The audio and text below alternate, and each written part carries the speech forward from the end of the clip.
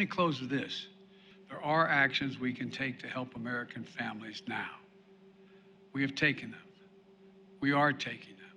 The federal gas tax holiday, state gas tax holiday, bringing back refineries, putting them back online. We just have to keep going.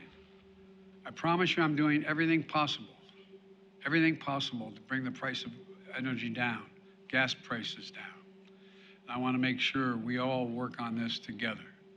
May God bless you all, and may God protect our troops. Thank you very much.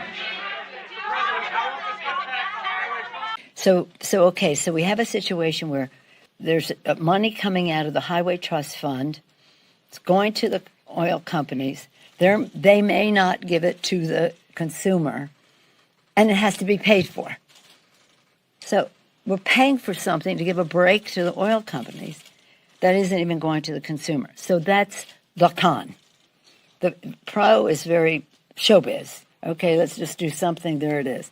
But it is not necessarily landing in the pocket of the consumer. It's taken out of the trust fund. We have to pay for that to return it. Earlier, there are other concerns here. I mean, this does nothing to fix supply, and actually it supports, if not boosts demand at a time when supply can't keep up with demand. Yeah. I know that we're having a debate right now about the gas tax holiday. I know how brutal this is on folks right now, and I know they need relief, which is why I've offered a middle-class tax cut for every American, $1,000 for working families, so that they can deal not only with rising gas prices, but rising health care costs and rising grocery costs. But for us to suggest that 30 cents a day for 3 months is real relief, that's a real energy policy, means that we are not tackling the problem that has to be tackled.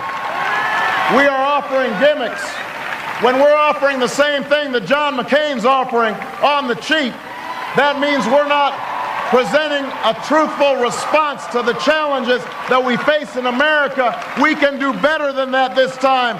There are some serious problems here. And it's also important to remember that just because things poll well doesn't mean it's necessarily smart policy, right? Wait, what?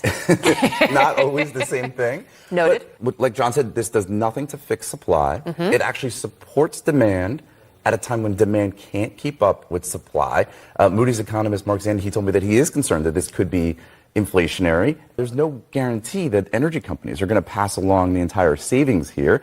And then there's the fact that this money funds the building of highways at a time when the construction of the building of the highways has gone up because of rising costs for building material and labor. So there's a lot of issues here, and I think it does show why Obama in 2008 called it a gimmick. President Obama called this a gimmick when he was asked about it during the campaign in 2008, this gas tax, freeze. Can you give us a reality check? What's actually going to happen here for the American consumer? Well, Erica, President Obama called it a gimmick because, as almost any economist, Democrat and Republican can tell you, it is a gimmick. It doesn't solve the underlying problem, which is driving up gas prices. To the extent it succeeds in lowering them a bit, it's likely to encourage people to drive more, which will create an offsetting boost in demand and push the price up and obviate that benefit.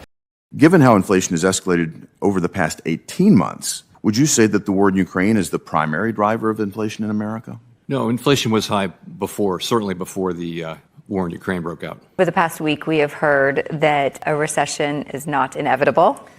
So why is it not inevitable? Well, because family balance sheets are strong, because we've been able to get the unemployment rate down. We're starting from a relatively strong position right now. So, because we've seen the economy able to weather some of these storms that have come over the past year. That gives us some confidence that should oil prices continue to be high or maybe go up, which would be horrible, but we think that there's enough of wiggle room that businesses and families will be able to make it through because they have resources to fall back on. We've got obviously all of this upheaval. We've got the moment to think and act strategically about lifting up communities and building these supply chains out and building out the installations in a way that give everyone a chance to succeed. I cover Congress, and Republicans often say that the administration